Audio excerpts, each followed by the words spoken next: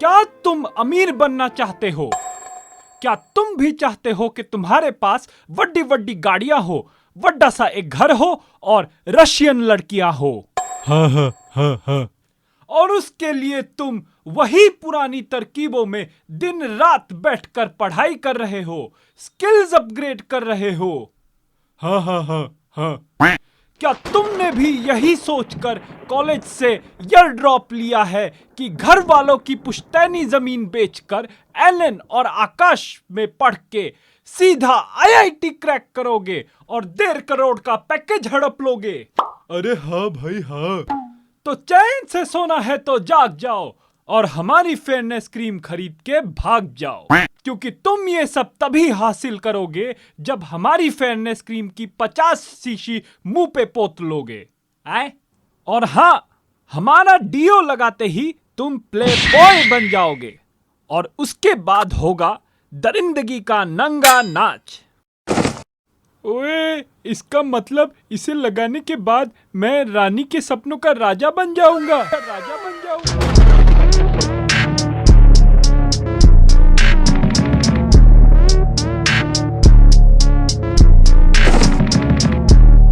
सुनो बे मंदबुद्धियों, ये सब एड्स तो मैं तुम लोगों की इनसिक्योरिटीज बढ़ाने के लिए बनाता हूँ, ताकि तुम अपने फ्लॉज एक्सेप्ट करने के जगह मेरे यूजलेस प्रोडक्ट्स यूज करो।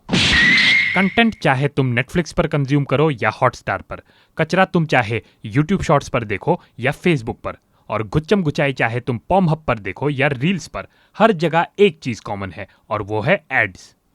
हाँ हाँ, वही एड्स जिनसे तुम दिन रात घिरे रहते हो।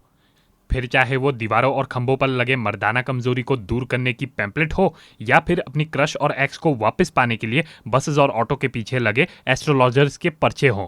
ये वही एड्स हैं जिन्हें कंपनी तुमको चूतिया बनाने का तरीका समझती है और जिन्हें दिखाने के बहाने तुम्हारी प्राइवेसी को कौड़ियों के दाम पर बेच देती है। क्या मामू, बात बात पे मुझे क्यों घसीटते हो? जहां दूसरे देशों में एडवर्टाइजमेंट को प्रचार करने का एक तरीका माना जाता है, वही इंडियन कंपनीज अपने प्रोडक्ट से ज्यादा हमें हमारी इनसिक्योरिटीज बेचती है। अबे, इन झाटू एड्स का रेसिज्म से ऐसा रिश्ता है जैसे मानो समोसा और आलू का, इन्फ्लुएंसर्स और बैटिंग एप्स का, एल्विश और सिस्टम का, यानी एक दूसरे के लिए ही बने हैं। और जब बात रेसिज्म की हो तो फेयरनेस क्रीम से ज्यादा कोई रेसिस्ट हो सकता है क्या? देश में बाढ़ आ गई, इसके जिम्मेदार तुम हो। क्या बोला? क्यों? क्यों का क्या मतलब? क्योंकि तुम काले हो। तुम्हारे घर में चोरी हो गई, वो तो होनी ही थी, तुम काले जो हो। अब इन सिचुएशंस को कैपिटलाइज करेंगे फेयरनेस कंपनी वाले। इनकी मानो तो दुनिया की आधी प्रॉब्लम इनकी क्रीम बस हंसी मजाक में ही सॉल्व कर देगी। नौकरी नहीं लग रही, गोरा हो जा। डिप्रेशन में है, अरे गोरा हो जा। कॉलेज में एडमिशन नहीं हो रहा, गोरा हो जा। मम्मी बीमार है और हॉस्पिटल ले जाने के पैसे नहीं है, चल गोरा हो जा। अब देखा जाए तो फॉरेन में इंडिया से ज्यादा रेसिज्म है। वहाँ के काले और गोरे लोगों की हिस्ट्री तो सबको ही पता है। इवन वहाँ की पुलिस ब्लैक्स को दौड़ा दौड़ा के गांव में हथौड़ा देती है। बट इसके बावजूद इंडियन सोसाइटी की रेसिज्म उनसे बहुत ज्यादा हार्श है, क्योंकि अमेरिका में तो काले लोग बस एक बार मरते हैं, लेकिन इंडिया और यहाँ की सोसाइटी लोगों को रोज रोज सुना सुना के मारती है। और इसी इंडियन सोसाइटी की इनसिक्योरिटी को फेयरनेस कंपनीज ने क्रैक कर लिया है कि हम इंडियंस को सब कुछ गोरा पसंद है, सिर्फ धन को छोड़कर। एक तो मुझे ये इंडिया के लोगों का गोरे लोगों से ऑब्सेशन ही समझ नहीं आता है। और अगर गोरे होने से दुनिया की सारी प्रॉब्लम्स खत्म हो जाती तो अमेरिका की मोस्टली सभी कंपनीज पर इंडियन सीईओज नहीं बैठे होते। और हाँ, याद रखना, चाहे तुम कितने भी गोरे हो जाओ, क्लॉथ, कॉक और करेंसी सबको काला ही पसंद होता है। इंडियन एड्स लोगों के कलर, कास्ट, हाइट सबका मजाक नेशनल टीवी पर उड़ाते हैं। और सिर्फ यही नहीं, बल्कि इसके साथ ये एड्स हमारी डिग्री, हमारे स्किल्स और यहाँ तक कि हमारे एग्जिस्टेंस और बर्थ पर भी क्वेश्चन करते हैं।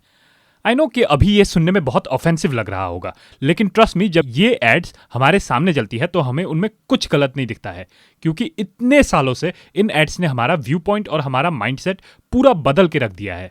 और अगर तुम्हें ये लग रहा है कि ये चीज बस यही खत्म हो गई तो तुम चूतिया हो। अभी तो ये एड्स तुम्हें तुम्हारी हाइट को लेकर इनसिक्योर करेंगे, फिर तुम्हारे बालों को लेकर, तुम्हारे पिंपल्स को लेकर, तुम्हारे वेट को लेकर, तुम कौन से साबुन से नहाते हो उसको लेकर, तुम कौन सी कंपनी का डिटर्जेंट यूज करते हो उसको भी लेकर तुम्हें टारगेट किया जाएगा। और यहाँ तक कि मैं कौन सी कंपनी का डॉग फूड खाऊं उसको भी लेकर इन सालों ने बवाल खड़ा कर देना है। इंसान तो इंसान, साला जानवर को भी नहीं छोड़ते ये लोग। अब तुम ये सोच रहे होगे कि ये एड्स अगर इतने ही बुरे हैं तो कभी कोई इनके खिलाफ कुछ बोला क्यों नहीं। तो उसका आंसर है स्टार पावर। इन एड्स में हमारे फेवरेट सेलिब्रिटीज होते हैं, तो उनको देखकर हमें ये नहीं दिखता है कि क्या सही है और क्या गलत है। और इसी स्टार पावर की वजह से हम जनरली इन एड्स के अंदर जब वुमेन को ऑब्जेक्टिफाई किया जाता है तो हमें वो भी नहीं दिखता। वैसे मैं ये नहीं बोल रहा कि इन एड्स की आड़ में टॉक्सिक रेडिकल फेमिनिज्म को बढ़ावा नहीं दिया जाता है। हम सब ने वो वोग वाली एड तो देख रखी है, लेकिन उसके बारे में हम दूसरे एपिसोड में डिस्कस करेंगे।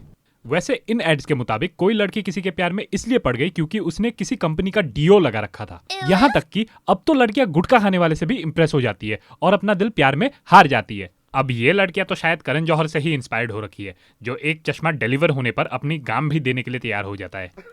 मार्केट में ऐसे बहुत सारे एड्स हैं जिसमें औरत को एक ऑब्जेक्ट से ज्यादा कुछ नहीं दिखाया गया।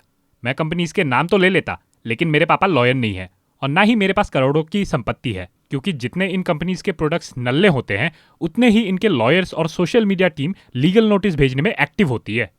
ये एड्स चाहे कितने भी इमोरल हो, इनके प्रोडक्ट्स कितने भी बुरे हो या मिसलीडिंग हो, लेकिन इन्फ्लुएंशियल पूरे के पूरे होते हैं।